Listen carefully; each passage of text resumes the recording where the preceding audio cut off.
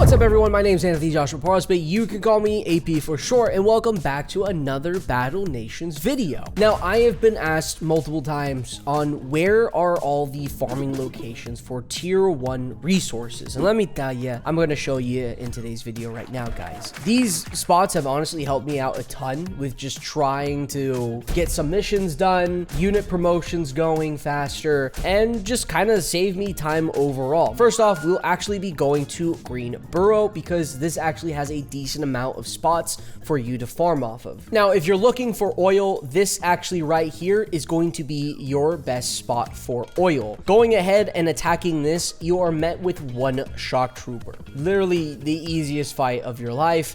You can spam really any unit. Most people just use TKs, some just use heavies. I would recommend using someone with a shorter animation time, if anything. But for this spot, you actually do get 40 oil and 6 stone sometimes, depending on where you place it. And it's kind of quick SP since it's just one shock trooper. I don't know if it's a great spot to train in my opinion, but if you need oil, this is where you're going to be going for oil. Now, we're actually not done here yet, because if you're looking for iron, this is going to probably be your best bet for iron right here. For iron, again, you're met with one shock trooper. Just spam whatever unit you can just one tap this shock trooper with. I'm using shock troopers just to kind of add to the shock trooper meta, so but at the end of this, we do get roughly around 200 gold and 30 iron per attack. So if you're looking for iron, this is your spot to go for. Now, what about stone? Well, if you're actually looking for stone, you actually want to be heading to Blade's base. Now, for Blade's base, you actually want to be looking at this top part of the map. If you actually make sure all these things are in the red right here,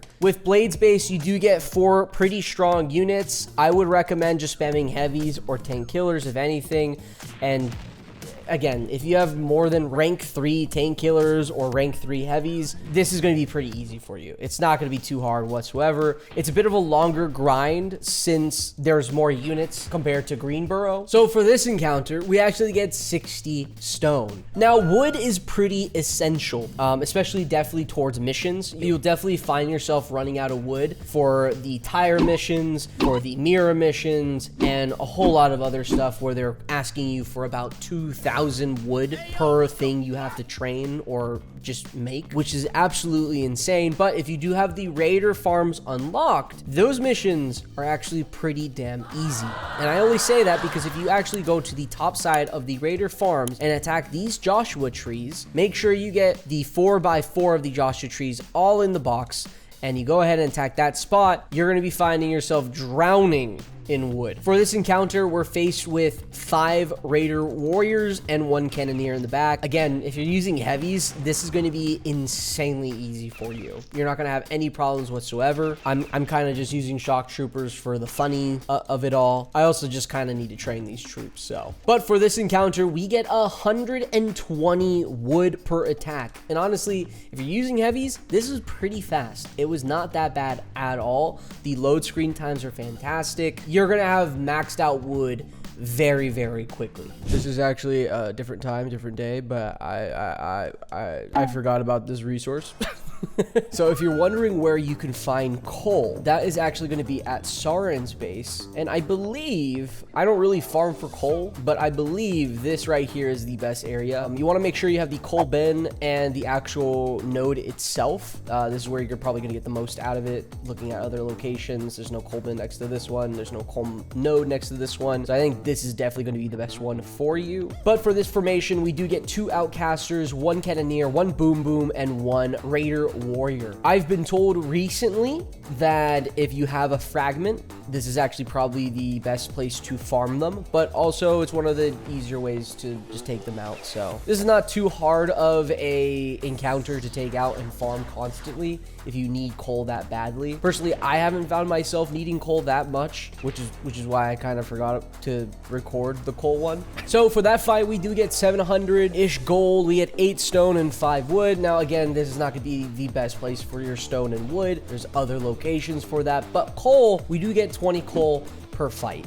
So it's not a lot, but at the end of the day, it's pretty quick to farm these type of things. I wouldn't complain about it.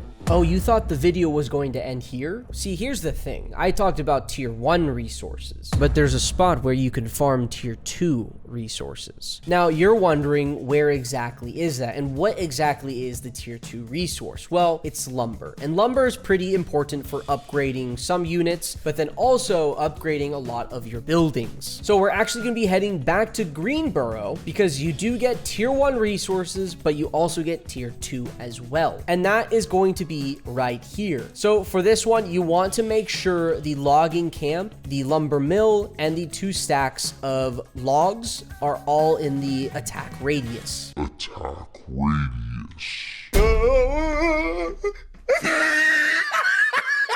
Let's go ahead and head to the attack, and from here, obviously, you're met with just 1 shock trooper. Let's go ahead and just use a heavy really quick and just get this guy out.